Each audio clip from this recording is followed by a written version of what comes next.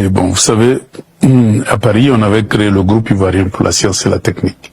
Et c'est comme ça que j'ai rencontré Laurent Gbagbo, puisqu'il était parti en exil dans les années 82. Et moi, j'étais à Paris pour poursuivre mes études. Et puis, bon, quand il est venu, il a commencé à rencontrer... Enfin, il avait popularisé son livre pour une alternative démocratique.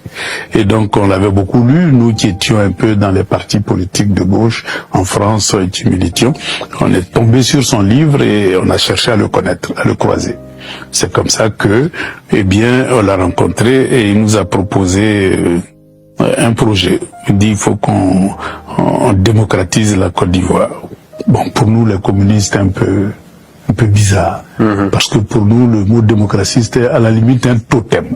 Voilà. Et donc, quand il a proposé son projet, c'était choquant. Mais en même temps, c'était curieux. Il fallait donc discuter avec lui.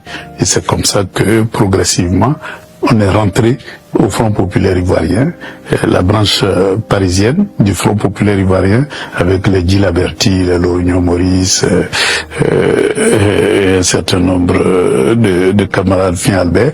On était un groupe de 5, mais on se retrouvait régulièrement chez Guy Laberty, sur sa table à Formica, qui reste encore mémorable. Voilà comment je suis rentré en politique ivoirienne.